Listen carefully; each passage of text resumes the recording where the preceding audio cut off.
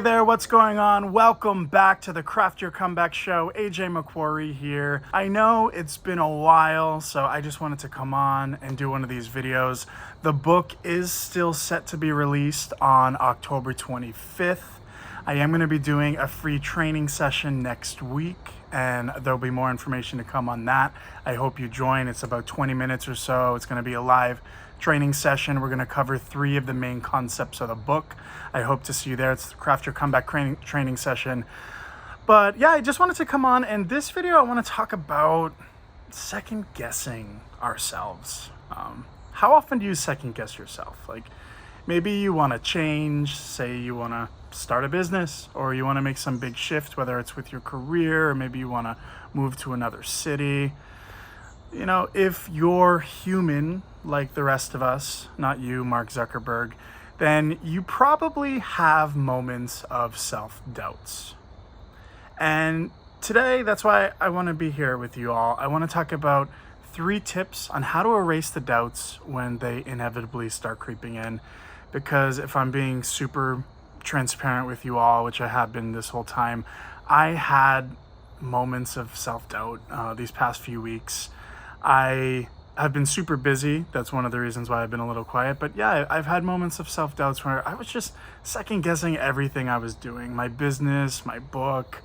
I was just like, what the hell am I doing? I'm sure you can relate. The thing is, look, if you don't address your self-doubts, you're going to shrink. You're going to play it small. You're not going to tap into your full potential. And doubt is really what kills a lot of people's dreams and goals and ambitions. Now, normally I'm a pretty confident guy, and in the past I was often borderline arrogant. I thought that I could do anything I set my mind to, and that was a great mindset for a long time. It helped me build my last company into a 7-figure business. I had absolute conviction that I can build a multi-million-dollar business. Who's going to stop me? And I did. I was in a very different state of mind back then. I was also in my mid-20s, right? I was in many ways naive. But that naivety, well, you know, it's like they say, ignorance is bliss, right?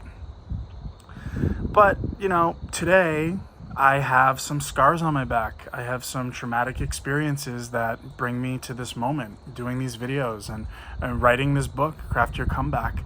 So I'm bringing all of this up because, like I said, I was going through this phase of doubting myself, of second guessing myself, the business, the book, everything.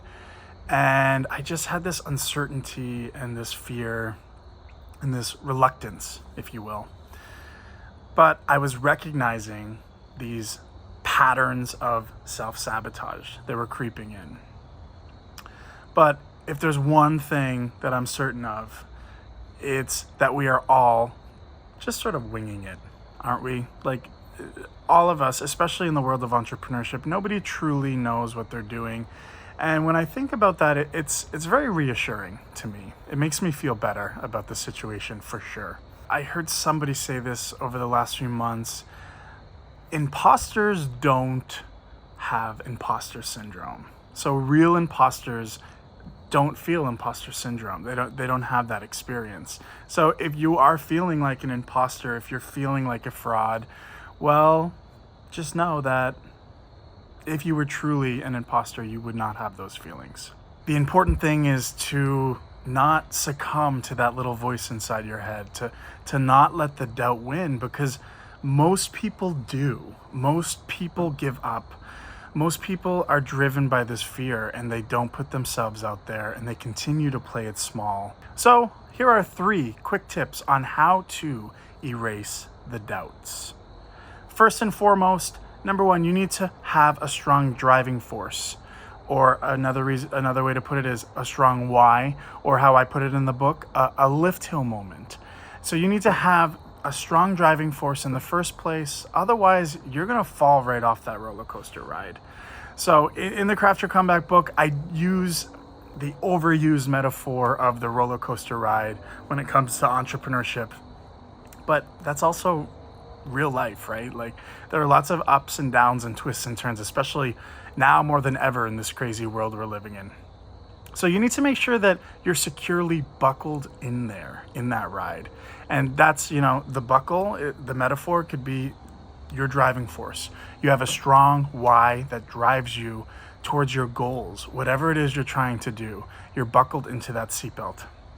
And then you want to, this is still part one of the number one, you also want to remind yourself of your driving force on a regular basis. Just having it isn't enough. You want to have something that maybe it's an image in your bathroom, or a word or a phrase or something, a vision board even.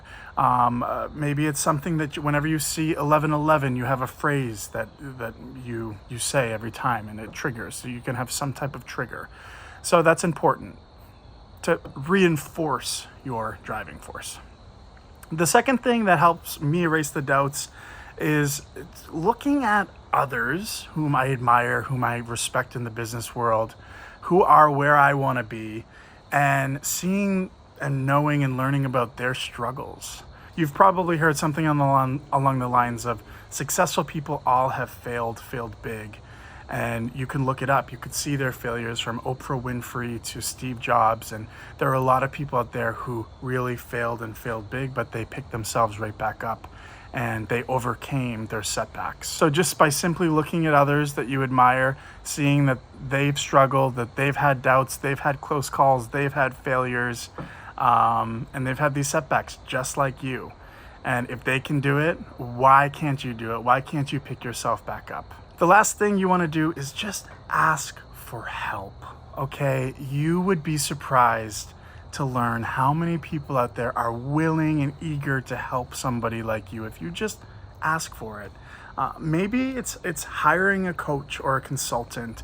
Or maybe it's having an accountability buddy, a fellow entrepreneur who you meet with weekly and you just hold each other accountable. Something like that. That's worked very well for me in the past.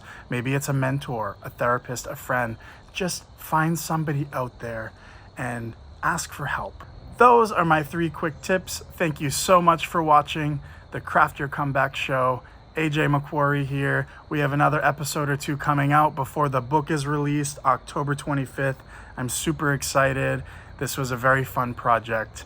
And yeah, I appreciate you watching this, and more information to come on the free training session and on the book release, October 25th.